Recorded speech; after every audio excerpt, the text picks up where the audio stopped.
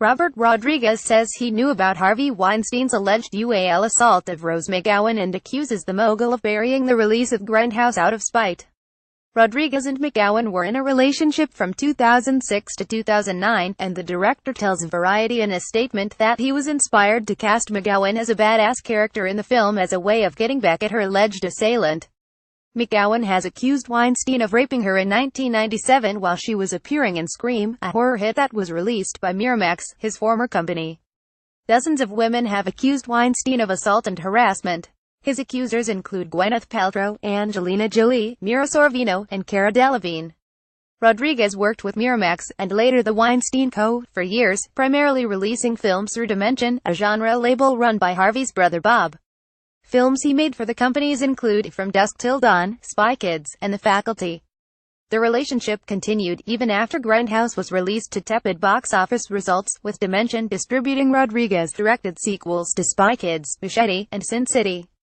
Here is Rodriguez's account of what McGowan told him about Weinstein, the production of Grindhouse, and what he hopes the entertainment industry will do to reform itself in the wake of an ongoing harassment and abuse scandal. Here is his statement printed in. A spokesperson for Harvey Weinstein had no immediate comment. A rep for McGowan declined comment. As one of the first victims to come forward with stories of UAL assault by Harvey Weinstein, Rose McGowan is a very brave woman who I applaud for speaking out about Weinstein's repulsive behavior. Today over 50 remarkable women have come forward to detail the horrors they endured. This saga has been a watershed moment in our country, and now because of the courage of Rose and others, countless women who previously were unable to stand up and speak out against UAL abuse can do so without fear. I have not previously discussed what I knew about the 1997 incident that Rose suffered in a hotel room during the Sundance Film Festival.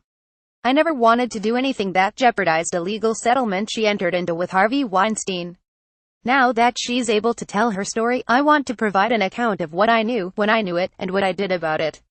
I met Rose in Cannes on May 19, 2005, at an amphar after-party. Sin City had just screened at the festival the night before. Rose and I were talking, and she told me she was a film noir fan and that she wished she could have been cast in Sin City. I asked her why didn't you audition for it, you would have been terrific. She said that she couldn't because she had been blacklisted from working on any Weinstein-s.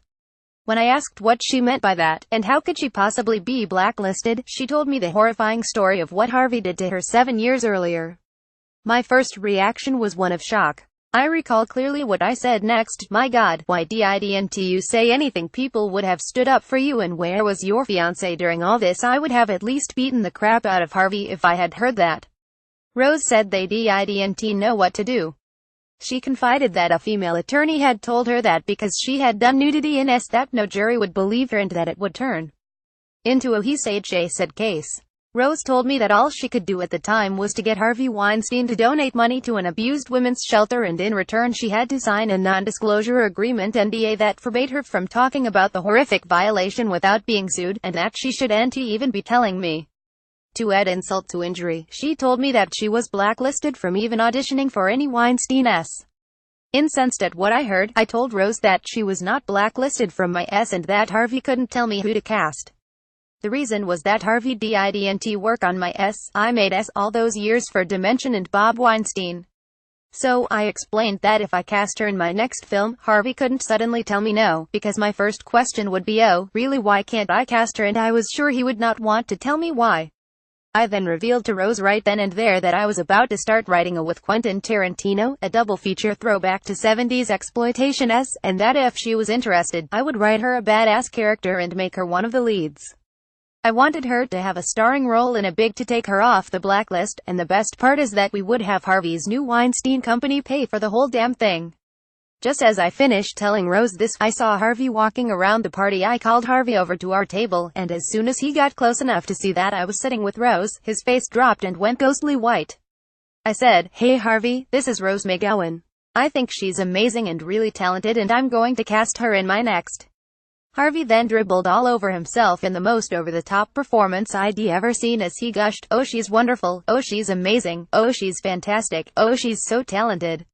You two should definitely work together." And then he skittered off. I knew right then that every word Rose told me was true. You could see it all over his face. I looked over at Rose. Her mouth was open, and her eyes were wide. "Wow, I've never seen that before," she said. I then told her that if she wanted a role that I would write it for her and Harvey's company would have to fund it. Rose agreed, and the deal was done. I found it so commendable that she was putting the incident behind her and moving forward with her career. I wanted to help. We had a plan, and more importantly, we had a mission. Since the Weinsteins had a first look at any project of mine or Quentin's, I knew they'd never let this project go to another studio. Casting Rose in a leading role in my next felt like the right move to make at the time, to literally make him pay. But because of the NDA Rose told me she had signed, at Rose's request I had to keep it quiet from everyone until now as to why we were even making that film together, especially Harvey.